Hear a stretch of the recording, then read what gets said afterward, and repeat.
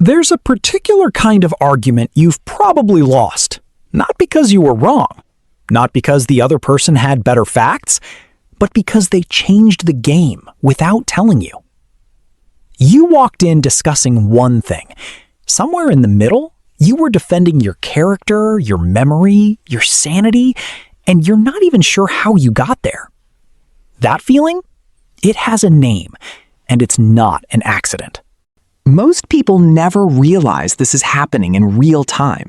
They just feel confused, guilty, exhausted, and somehow responsible for an argument they didn't start. But once you see the mechanics behind it, you'll never be blind to it again.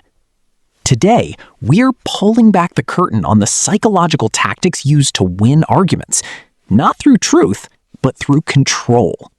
Here's what's actually going on beneath the surface.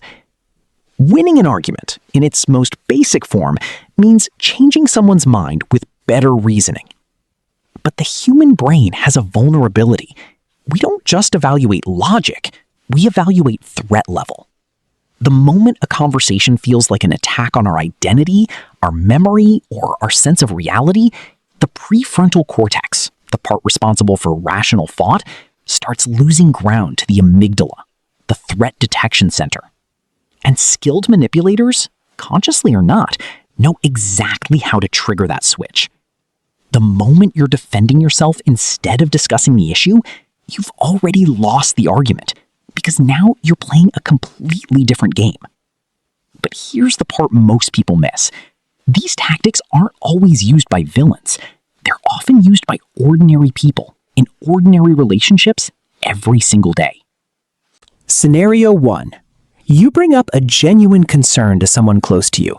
Instead of engaging with it, they say, "You always do this. You love making everything a problem." Suddenly, you're explaining your personality instead of your point. The original issue? Buried. This is called topic hijacking, a redirect from content to character. Your argument is replaced by you as the argument. Scenario 2. You remember something clearly. The other person says, "That's not what happened. You're remembering it wrong. You always do." Over time, repeated enough, you start doubting your own memory. Psychologists call this gaslighting, a form of reality distortion that makes the target question their own perception. It doesn't require malice to work. It just requires repetition. Scenario 3. Every time you raise an issue, the response is a bigger issue about you. You mentioned they were late. They bring up something you did 3 months ago. The conversation spirals, and somehow you're apologizing by the end. This is whataboutism, deflection by counteraccusation. The goal isn't resolution, it's exhaustion. These tactics work because they exploit something deeply wired into us. Human beings are social creatures. Our nervous system treats social rejection and personal attack with the same urgency as physical danger. When someone questions our memory, our motives, or our character, the brain's stress response activates. Cortisol rises, clarity drops. We become reactive instead of rational, and that's the opening. This isn't about intelligence. These tactics have been documented working on psychologists, negotiators, even therapists in their personal lives. The vulnerability isn't stupidity, it's being human. Awareness is the first form of armor.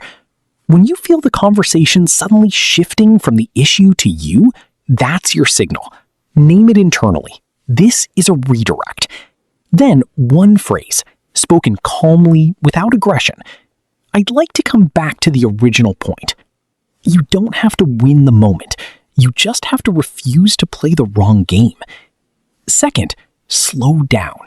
Manipulation thrives in fast emotional exchanges. A pause, a breath, a deliberate choice to respond rather than react, these aren't weakness.